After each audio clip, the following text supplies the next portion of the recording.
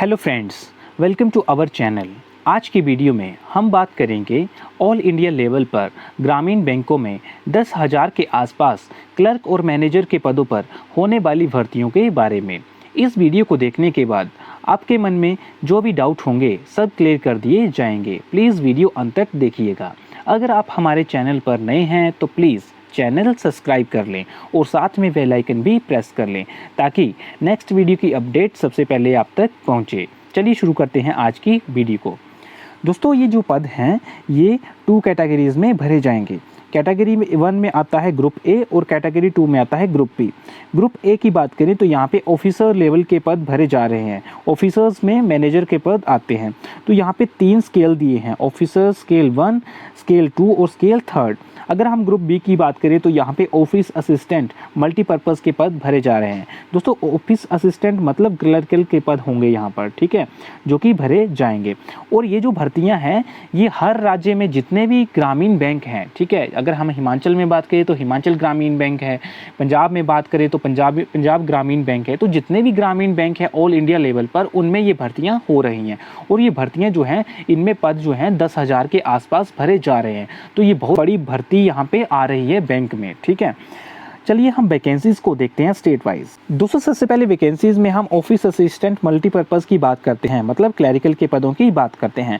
यहाँ पे ये जो पद हैं ये स्टेट वाइज, स्टेट यहाँ पे अल्फ़ाबेटिकली डाउन द वर्ड दी हैं और यहाँ पे बैंक के नाम दिए हैं और यहाँ पे कैटेगरी दी हुई है, ठीक है। तो कैटेगरी वाइज यहाँ पे पद दिए हुए हैं। जैसे आंध्र प्रदेश की बात करें तो आंध्र प्रदेश में 3 बैंक आते हैं, जैसे आंध्र प्रगति ग्रामीण बैंक, चैतन्य गोदावरी ग्रामीण बैंक और तीसरा है सप्तगिरी ग्रामीण बैंक। तो इन तीनों बैंकों में आंध्र प्रदेश में भर्तियां हो रही हैं। जैसे अरुणाचल प्रदेश की बात करें तो अरुणाचल प्रदेश रूरल बैंक यहाँ पे आता है। असम की बात करें तो असम ग्रामीण विकास बैंक आता है, ठीक है। तो अगर हम यहाँ पे वैकेंसीज की बात करें तो जैसे आंध्र प्रदेश में चैतन्य गोदावरी ग्रामीण बैंक तो इसमें SC के 24 पद भरे जा रहे हैं, ST के 12 पद, OBC के 42 पद, EWS के 19, जनरल के 59 और EWS के 24 पद भरे जा रहे हैं। वैसे ही अगर हम बिहार की बात करें तो बिहार में 2 बैंक्स आते हैं, दक्षिण बिहार ग्रामीण बैंक और उत्तर बिहार ग्रामीण बैंक। अगर हम दक्षिण बिहार ग्रामीण बैंक में बात करें तो यहाँ पे SC के 18 पद, ST के 8, OBC के 32 पद, EWS के 12 और जनरल के 50 पद और एक्स सर्विसमैन के 6 पद भरे जा रहे हैं, ठीक है। छत्तीसगढ़ में वैसे है छत्तीसगढ़ राज्य ग्रामीण बैंक की बात करें तो यहाँ पे जनरल के 54 मतलब 54 पद भरे जा रहे हैं। एक्स सर्विसमैन की बात करें तो 9 पद भरे जा रहे हैं, ठीक है। जहाँ पे 00 है लिखा हुआ है वहाँ पे उनमें वैकेंसियाँ नील हैं, ठीक है, यहाँ पे कोई भी वैकेंसीज नहीं भरी जा रही हैं। तो यहाँ पे ऑफिस असिस्टेंट की स्टेट वाइज यहाँ पे चार्ट दिया हुआ है, आप इस चार्ट से देख सकते हैं अपने अपने स्टेट की वैकेंसीज़ को, ठीक है। और इस PDF का लिंक जो है वो मैं डिस्क्रिप्शन बॉक्स में डाल दूंगा, वहाँ से आप इस PDF को डाउनलोड कर लें और वहाँ से आप इन वैकेंसीज़ को अपने स्टेट के हिसाब से अच्छे से देख सकते हैं, ठीक है। उसके बाद हम ऑफिस स्केल 1 की बात करें तो देखो ऑफिस स्केल में एक स्केल 1 आएगा, एक स्केल 2 आएगा और एक स्केल 3 आएगा, ठीक है। और ये मैनेजर के पद होते हैं, ठीक है। जैसे हम आंध्र प्रदेश की बात करें तो आंध्र प्रदेश में सेम जैसे आंध्र प्रगति ग्रामीण बैंक है, चैतन्य गोदावरी ग्रामीण बैंक है और सप्तगिरी ग्रामीण बैंक है। तो जैसे यहाँ पे SC जो है उसमें 10 पद भरे जा रहे हैं, ST के 4, OBC के 16, EWS के 7, जनरल के 23 यहाँ पे पद भरे जा रहे हैं। वैसे ही अगर हम गुजरात की बात करें तो गुजरात में जैसे बड़ौदा गुजरात ग्रामीण बैंक है, सौराष्ट्र ग्रामीण बैंक है। तो जैसे बड़ौदा गुजरात ग्रामीण बैंक की बात करें तो यहाँ पे SC के 31 पद, ST के 16 पद, OBC के 55 पद, EWS के 20 पद और जनरल के 83 पद भरे जा रहे हैं, ठीक है। एक्स सर्विसमैन के 3 पद यहाँ पे भरे जा रहे हैं मैनेजर में, ठीक है, ऑफिसर स्केल 1 में। वैसे ही अगर हम झारखंड की बात करें तो झारखंड राज्य ग्रामीण बैंक में SC के 10, ST के 5, OBC के 19, EWS के 7 और जनरल के 31 पद भरे जा रहे हैं, ठीक है। तो आप इस PDF से इन अपनी अपनी स्टेट के हिसाब से इन वैकेंसीज़ को देख सकते हैं, ठीक है। लिंक आपको मिल जाएगा डिस्क्रिप्शन बॉक्स में, वहाँ से आप इस PDF को डाउनलोड कर सकते हैं। उसके बाद हम बात करें ऑफिसर स्केल 2 में, ठीक है। ऑफिसर स्केल 2 में जो होता है यहाँ पे पोस्ट होती हैं, जैसे एग्रीकल्चर ऑफिसर की होती हैं, लॉ ऑफिसर की होती हैं, IT ऑफिसर की होती हैं, ठीक है, या फिर ट्रेजरी ऑफिसर की होती हैं। तो ये अलग अलग पोस्ट होती हैं जो कि अलग अलग डिपार्टमेंट के हिसाब से होती हैं, ठीक है। तो यहाँ पे वैकेंसीज, और यहाँ पे इन पदों में जो होती हैं, ये जो कैटेगरीज होती है ऑफिसर स्केल सेकंड, यहाँ बहुत ही कम पद जो होते हैं वो भरे जाते हैं। तो आप इन देख सकते हैं यहाँ पर मैक्सिमम यहाँ पे 00 नील ही हैं वैकेंसीज। यहाँ पे बात करें हम एग्रीकल्चर ऑफिसर की, तो यहाँ पे ऊपर तो 00 लिखा है, बट बड़ौदा यूपी बैंक में देखें तो SC का 1 पद, ST का 1 पद, OBC का 3 पद, EWS का 1 पद और जनरल के 4 पद भरे जा रहे हैं, ठीक है। तो आप यहाँ से इनको भी देख सकते हैं, ठीक है। वैसे ही यहाँ पे officer scale second marketing officer के भी यहाँ पे पद दिए गए हैं, जैसे बड़ौदा यूपी बैंक में, ठीक है, SC के 5, ST के 2, OBC के 8, EWS के 3 और जनरल के 13 पद भरे जा रहे हैं, ठीक है। तो ये आप यहाँ से देख सकते हैं। जैसे थर्ड में आता है ट्रेजरी, थर्ड में आ रहा है ट्रेजरी ऑफ मैनेजर, ठीक है। उसके बाद आएगा लॉ ऑफिसर के, ठीक है। उसके बाद आएगा CA चार्टर्ड अकाउंटेंट के, ठीक है। उसके बाद आएगा IT के। तो आप इन पदों को देख सकते हैं। उसके बाद जनरल बैंकिंग ऑफिसर के आते हैं, ठीक है। तो ये ग्रुप स्केल 2 में आते हैं। उसके बाद बात करें स्केल थर्ड की, स्केल थर्ड में यहाँ पे बात देख सकते हैं आप कि जैसे यहाँ पे मैक्सिमम यहाँ पे भी नील ही हैं वैकेंसियाँ, बट यहाँ पे बात करें जैसे बड़ौदा राजस्थान क्षेत्रीय ग्रामीण बैंक में तो SC के 7 पद, ST के 3 पद, OBC के 12, EWS के 2 और अनरिजर्व के 22 पद भरे जा रहे हैं। वैसे ही यहाँ पर बड़ौदा बैंक के भी आप चेक कर सकते हैं, ठीक है। तो ये वैकेंसीज़ की बात हो गई। इन वैकेंसीज़ को आप अच्छे से भी देख सकते हैं। PDF का लिंक मैं डिस्क्रिप्शन बॉक्स में डाल दूंगा, वहाँ से आप इनको डाउनलोड कर लें, ठीक है। तो ये हो गई वैकेंसीज़ की बात। अब दोस्तों नेक्स्ट हम यहाँ पे बात करते हैं एजुकेशनल क्वालिफिकेशन एंड एक्सपीरियंसेस की। तो दोस्तों यहाँ पे फर्स्ट में दिया है ऑफिस असिस्टेंट मल्टीपर्पज़ का, मतलब क्लरिकल के पदों के लिए। तो यहाँ पे एजुकेशनल क्वालिफिकेशन आपके पास बैचलर डिग्री होनी चाहिए किसी भी स्ट्रीम में, ठीक है, किसी भी यूनिवर्सिटी से। सेकंड यहाँ पे बोला गया है कि प्रोफिशिएंसी इन लोकल लैंग्वेज, ठीक है। आप जैसे किसी भी स्टेट के लिए अप्लाई कर रहे हैं, सपोज करिए आप पंजाब में अप्लाई कर रहे हैं, पंजाब ग्रामीण बैंक के लिए आप अप्लाई कर रहे हैं, तो पंजाब की लोकल लैंग्वेज हुई पंजाबी। तो आपको पंजाबी जो है वो लिखनी आनी चाहिए, पढ़नी आनी चाहिए और बोलनी आनी चाहिए, तभी आप पंजाब में इन पोस्ट के लिए अप्लाई कर सकते हैं। वैसे ही अगर हम बात करें दिल्ली की, तो आप दिल्ली में अप्लाई कर रहे हैं तो वहाँ की लोकल लैंग्वेज हुई हिंदी।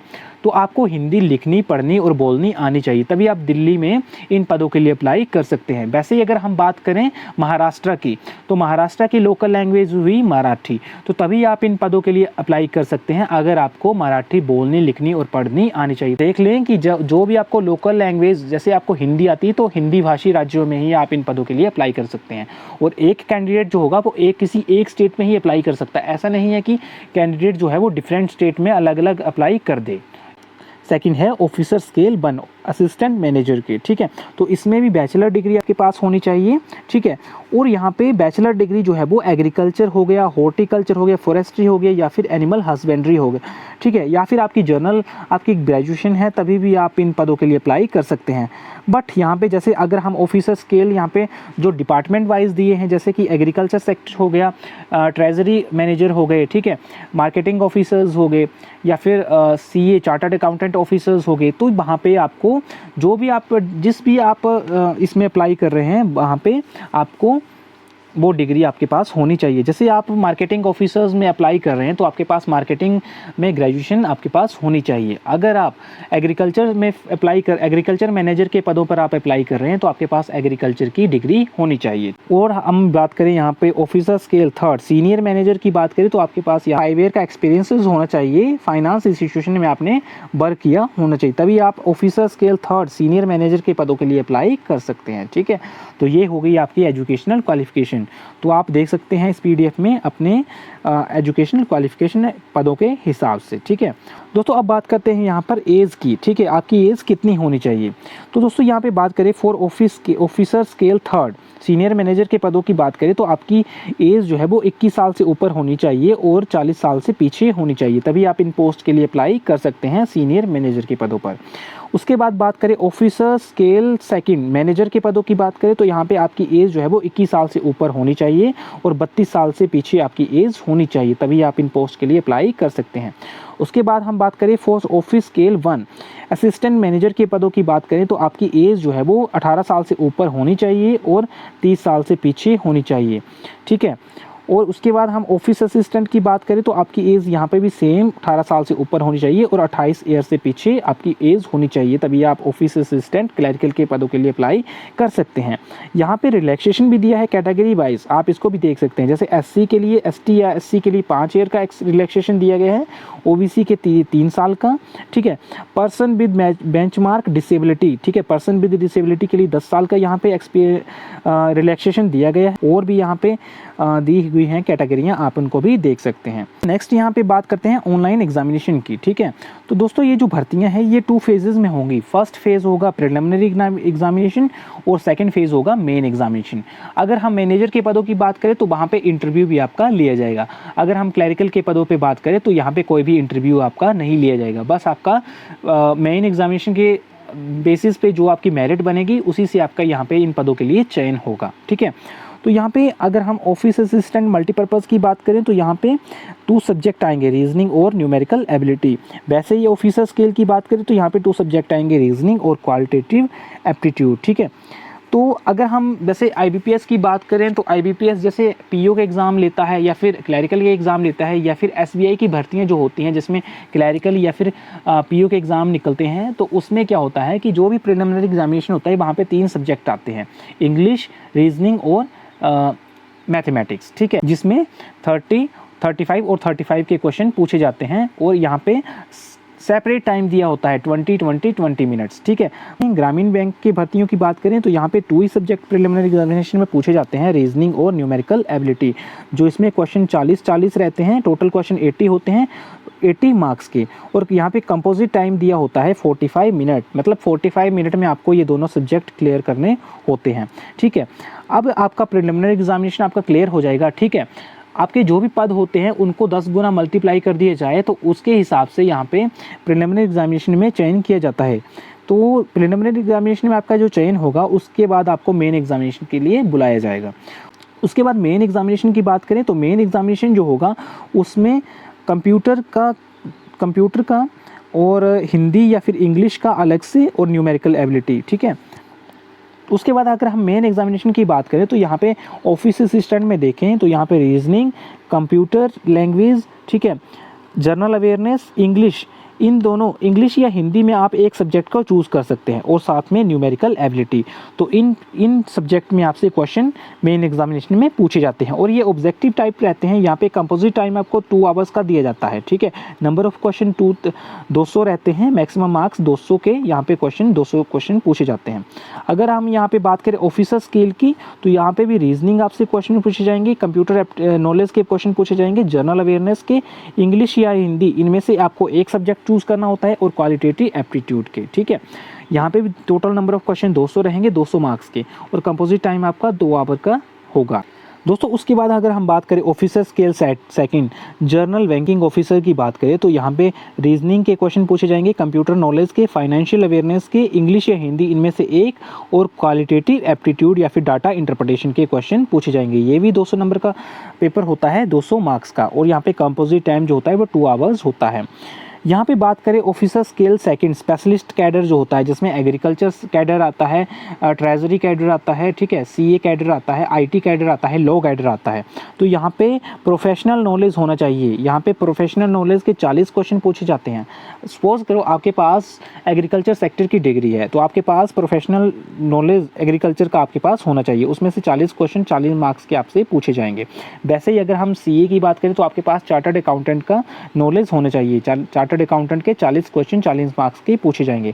उसके बाद रीजनिंग आपसे पूछी जाएगी, फाइनेंशियल अवेयरनेस आपसे पूछा जाएगा, हिंदी या इंग्लिश में से एक आपके पास सब्जेक्ट चूज करेंगे आप, कंप्यूटर नॉलेज आपके पास होना चाहिए, और क्वालिटेटिव एप्टीट्यूड या फिर डाटा इंटरप्रिटेशन के आपसे क्वेश्चन 40 पूछे जाएंगे। यहाँ पे टोटल मार्क्स 240 रहेंगे, 200 मार्क्स की। कंपोजिट टाइम आपको वैसे ही 2 आवर 30 मिनट यहाँ पे मिलेगा, 30 मिनट एक्स्ट्रा आपको यहाँ पे मिल जाएंगे। अगर हम ऑफिसर स्केल थर्ड की बात करें जो कि सीनियर मैनेजर के पद हैं, उसमें रीजनिंग पूछी जाएगी, कंप्यूटर नॉलेज पूछा जाएगा, फाइनेंशियल अवेयरनेस हिंदी या इंग्लिश में से एक, और क्वालिटेटिव एप्टीट्यूड या फिर डाटा इंटरप्रिटेशन में एक। यहाँ पे टोटल नंबर ऑफ क्वेश्चन जो हैं वो रहेंगे 200, ठीक है, 200 मार्क्स के। 200 क्वेश्चन पूछे जाएंगे 200 मार्क्स के, और टाइम आपके यहाँ पे पास रहेगा 2 आवर्स का। दोस्तों नेक्स्ट यहाँ पे बोला गया है कि आपने अप्लाई कैसे करना है इन पोस्ट के लिए। तो दोस्तों आपने क्या करना है, IBPS की साइट पे आपने जाना है, वहाँ से आप इसके लिए इन पदों के लिए रजिस्ट्रेशन कर सकते हैं और आप नेक्स्ट प्रोसेस को भी कंप्लीट कर सकते हैं। अगर आपको लिंक नहीं मिल रहा होगा तो मैं ऑनलाइन एप्लीकेशन का लिंक जो है वो डिस्क्रिप्शन बॉक्स में डाल दूंगा, वहाँ से उस लिंक पे अप्लाई करके आप इन पदों को फिल कर सकते हैं, ठीक है। तो जैसे यहाँ पे बोला गया है, आपको सबसे पहले आपके पास स्कैन्ड फोटोग्राफ आपके पास होना चाहिए इस डायमेंशन में, सिग्नेचर आपके पास होना चाहिए, लेफ़्ट थंब इम्प्रेशन होना चाहिए आपके पास, ठीक है। अगर आप मेल हैं तो आपके पास लेफ़्ट थंब इम्प्रेशन होना चाहिए, अगर आप फीमेल है तो राइट थंब इम्प्रेशन आपके पास होना चाहिए, ठीक है। उसके बाद हम बात करें सिग्नेचर जो है वो कैपिटल लेटर्स में नहीं होने चाहिए, ठीक है, और थंब इम्प्रेशन जो है वो प्रॉपरली स्कैन्ड होना चाहिए। उसके बाद हम बात करें हैंड राइट डिक्लेरेशन की, तो आपको क्या है, एक पेज में ये डिक्लेरेशन जो है वो लिखनी होगी अपने नाम से, ठीक है। यहाँ पे अपना नाम लिखना होगा और ये सारी डिक्लेरेशन आपको यहाँ तक लिखनी होगी। उसके बाद इसको स्कैन करके आपको यहाँ फॉर्म फिल करते समय इसको भी अपलोड करना होगा, ठीक है। उसके बाद आपको ऑनलाइन पेमेंट करनी होगी, ठीक है। यहाँ पे पेमेंट की भी बात देख लेते हैं कि आपको कितना पेमेंट करना होगा। पेमेंट करने के बाद यहाँ पे आपको वैलिड आपको ईमेल आईडी और फ़ोन नंबर देना होगा, तभी आपको नेक्स्ट प्रोसेस का पता लग पाएगा। जो भी मैसेज होगा वो आपकी जो आप ईमेल फिल करोगे या फिर नंबर फिल करोगे उसी पे आपको मैसेज ऑनलाइन एग्जामिनेशन के आएंगे, ठीक है। यहाँ पे फीस की बात करें तो ऑफिसर स्केल 1 to 3 के लिए यहाँ पे SC ST PWVD कैंडिडेट्स की बात करें तो यहाँ पे 175 रुपये मांगे गए हैं, और अदर कैटेगरीज़ की जनरल और OBC की बात करें तो यहाँ पे 850 रुपये यहाँ पे एप्लीकेशन फ़ीस रखी गई है। वैसे ही ऑफिस असिस्टेंट की बात करें तो SC ST PWVD ex serviceman तो यहाँ से 175 रुपया लिया जाएगा, और जनरल और OBC के लिए 850 रुपये लिए जाएंगे। दोस्तों नेक्स्ट हम यहाँ पे बात करते हैं इंपॉर्टेंट डेट्स की। तो यहाँ पे ऑनलाइन रजिस्ट्रेशन जो है वो आज से शुरू हो रहा है, ठीक है। ऑनलाइन रजिस्ट्रेशन जो है वो आज से शुरू हो गया है 8/6/2021 से, और लास्ट डेट रहेगी 28/6/2021। मतलब इस मंथ की आप 28 तारीख तक अप्लाई कर सकते हैं। उसके बाद हम बात करें पेमेंट की, तो पेमेंट की डेट्स भी सेम रहेंगी, 28 आपकी लास्ट डेट रहेगी। अगर हम बात करें यहाँ पे ऑनलाइन एग्जामिनेशन की, ऑनलाइन प्रिलिमिनरी एग्जामिनेशन जो होगा वो आपका अगस्त मंथ में होगा, ठीक है, और रिज़ल्ट जो होगा इसका वो सितंबर में आपका रिज़ल्ट आ जाएगा प्रिलिमिनरी एग्जामिनेशन का। और यहाँ पे मेन एग्जामिनेशन जो होगा वो हो रहेगा सितंबर अक्टूबर में, मेनली यहाँ पे अक्टूबर में मेन एग्जामिनेशन कंडक्ट होता है, ठीक है। तो मेन एग्जामिनेशन आपका अक्टूबर मंथ में होगा। उसके बाद रिज़ल्ट जो होगा इसका वो अक्टूबर में ही दे दिया जाएगा। ऑफिसर स्केल 1, 2 और 3 का जो है वो अक्टूबर में ही दे दिया जाएगा, क्योंकि यहाँ पे इसके बाद इंटरव्यूज़ भी लिए जाते हैं इन ऑफिसर्स के पदों के लिए। अगर हम यहाँ पे बात करें ऑफिस असिस्टेंट की तो उसका रिज़ल्ट जो है वो नवंबर मंथ में भी निकाला जा सकता है। जनवरी 2022 में आपकी प्रोविजनल अलॉटमेंट हो जाएगी, मतलब आप जो है वो 6 मंथ में नौकरी प्राप्त कर सकते हैं। और दोस्तों अगर आपको फॉर्म फिल करने का पता नहीं लगेगा तो उसमें भी मैं वीडियो बना के यहाँ पे अपलोड कर दूंगा, तो आप देख सकते हैं कि कैसे आप इन फॉर्म को फिलअप करेंगे। दूसरी यहाँ पे 10,000 के आसपास पोस्ट निकाली गई हैं और 6 मंथ में आपकी जॉब जो है वो पक्की हो जाएगी। तो अच्छे से तैयारी करिएगा इन पोस्ट के लिए। मिलते हैं नेक्स्ट वीडियो में, तब तक के लिए बाय बाय, थैंक यू।